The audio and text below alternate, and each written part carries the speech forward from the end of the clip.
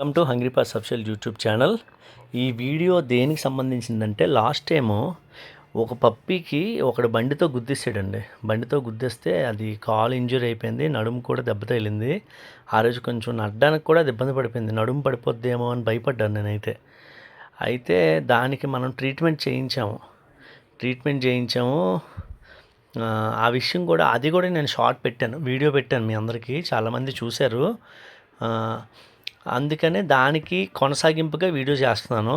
దానికి అయితే ప్రజెంట్ చాలా తగ్గిపోయిందండి. మార్నింగ్ వాళ్ళు ఎవరి దగ్గర అయితే అది ఉంటుందో, ఇటుక బట్టీల దగ్గర ఉంటుందో వాళ్ళే నాకు వీడియో పెట్టారు. నేనైతే చూసి వండర్ అయిపోయానండి. చాలా కంప్లీట్గా దాన్ని తగ్గిపోయింది. ఏదో ఒక్క దగ్గర చిన్న కాలు అలా ఈడుస్తుంది తప్ప కానీ మ్యాక్సిమం అంటే ఎలాంటి సిచ్యువేషన్ నుంచి అది ఇప్పుడు ఇంత రికవర్ అయిందంటే నాకైతే ఆశ్చర్యం అనిపించింది.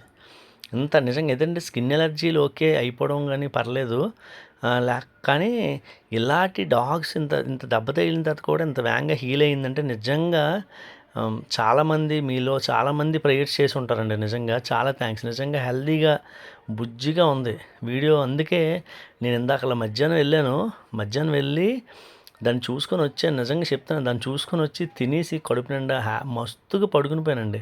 ఎందుకంటారా, అంత సాటిస్ఫాక్షన్ వచ్చింది నాకు ఈరోజు దాన్ని చూసి. ఏదైనా నాకైతే యానిమల్స్ అంటే చాలా ఇష్టం అండి.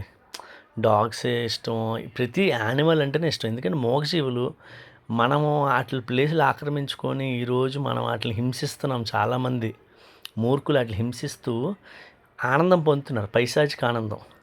అలాంటి లోకంలో ప్రజెంట్ మనం బతుకుతున్నాము. అలాంటి దగ్గర ఇలాంటి మూగజీవాలకి మనం ఏదో కొంత సహాయం చేస్తే ఆ సహాయం వల్ల ఇవి నిలబడ్డాయంటే ఈరోజు నాకైతే చాలా హ్యాపీ అనిపిస్తుంది నిజంగా. ఇంకొక విషయం అండి, నేను రెస్క్యూస్ ఈ మధ్య రెస్క్యూస్ చేయడం మొదలుపెట్టాను. ఇంతకుముందు చేసేవాడిని కాదు నా దగ్గరికి వచ్చిన. ఎందుకనంటే మెయిన్ ప్రాబ్లం ఏంటంటే మనం డాగ్స్కి ఫీడ్ చేస్తున్నాం. ఇప్పుడు 200 వరకు చేరిపోయి 200 కూడా దాటిపోతున్నాయి డాగ్స్ ఫీడింగ్.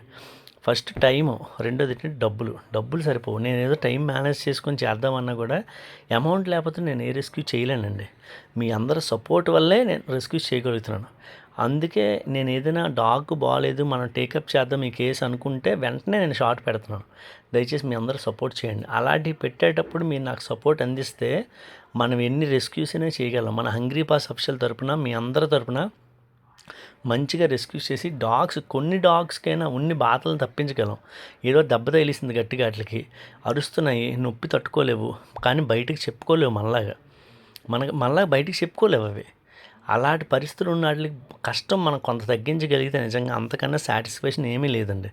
అందుకే రెస్క్యూస్ ఒప్పుకుంటున్నాను. ఈ మధ్య రెస్క్యూస్ ఎక్కడైనా డాగ్ బాగాలేకపోయినా ఎవరైనా చెప్పినా వెంటనే అది టేకప్ చేసి దాన్ని బాగు చేయడం, ఆ విషయం మీద నేను కొంచెం మధ్య కాన్సన్ట్రేట్ చేశాను. అవి మీ అందరి చొరవతోనే నేను చేస్తున్నాను. నా సొంతంగా నేనైతే ఏం చేయలేను. దానికి సహకరిస్తున్న ప్రతి ఒక్కరు కూడా చాలా థ్యాంక్స్ అండి. ఇక ముందు కూడా మీ సహకారం నాకు కావాలి. దయచేసి ఈ విషయాన్ని జ్ఞాపకం చేసుకోండి. అదేవిధంగా ఇంకో విషయం అండి, అప్డేట్ విషయం చెప్తున్నాను. ప్రతి విషయంలో కూడా అప్డేట్ ఇస్తానండి. ప్రతిది కూడా ఇదే కాదు, ఏ డాగ్ అయినా సరే నేను షార్ట్ పెట్టి నేను సపోర్ట్ చేయమని అడుగుతున్నాను, లేకపోతే ఇంకొక వీడియో చేస్తున్నాను, దేనికైనా సరే కంటిన్యూషన్ ఉంటుంది. నాకు ఆ మెచ్యూరిటీ ఉంది. మన ఛానల్ నుంచి అయితే మాత్రం నేను రెస్పాన్సిబుల్గా ఉంటానండి. ప్రతి ఒక్కరు ఆ విషయంలో డౌట్ పడకండి. ఏ వీడియో పెట్టినా, ఏ షార్ట్ పెట్టినా బాగలేని దానికి డెఫినెట్లీ దానికి రెస్పాన్సిబుల్గా మెచ్యూర్గా ఆలోచించి నేను మెచ్యూర్డ్గా ఉంటాను. డెఫినెట్లీ అప్డేట్ ఇస్తాను. అప్డేట్ లేకుండా ఉండదండి.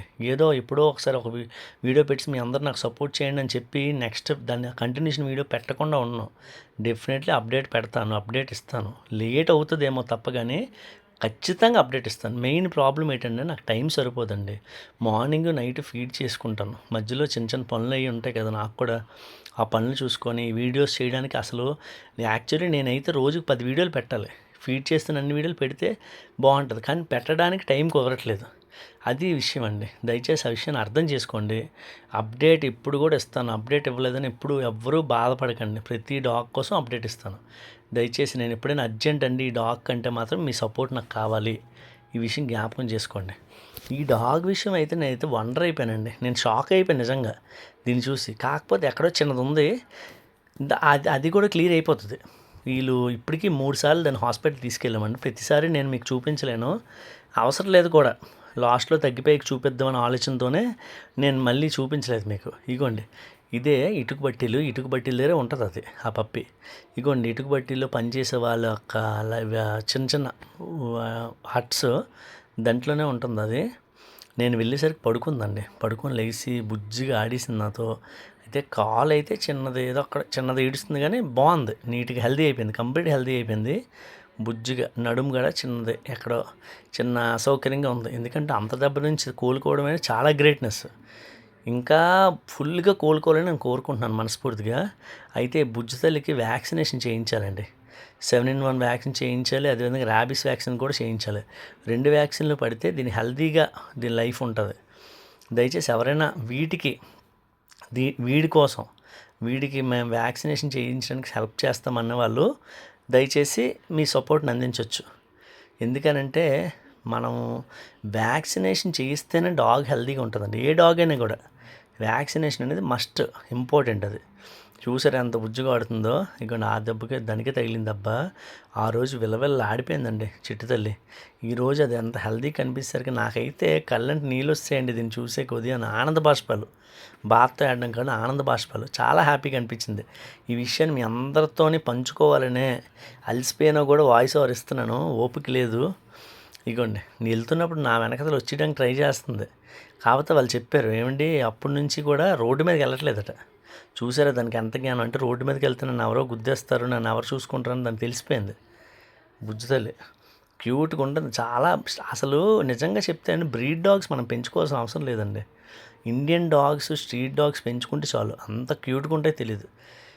నిజంగా మనం చూసే కళ్ళలోనే ఉంటుందండి ఏదైనా సరే. ఇది బ్రీడు, దీన్ని పెంచాలని ఆలోచన మనలో తీసేయాలి. స్ట్రీట్ డాగ్స్కి మించిన హెల్దీ డాగ్ ఏ డాగు లేదు నాకు తెలిసి. హెల్దీ కానీ క్యూట్నెస్ కానీ చాలా ఎక్కువ ఉంటాయి. నాకైతే ఇవే ఇష్టం. అంటే మరి మీ ఇంట్లో ఇవే పెంచుతానంటే మా ఇంట్లో తప్పక నా దగ్గరికి వచ్చేటట్టు పెంచుతాను. కావాలని ఎప్పుడు బ్రీడ్ డాగ్స్ నేను పెంచనండి. స్ట్రీట్ డాగ్సే నా ఫేవరెట్ ఎప్పుడైనా.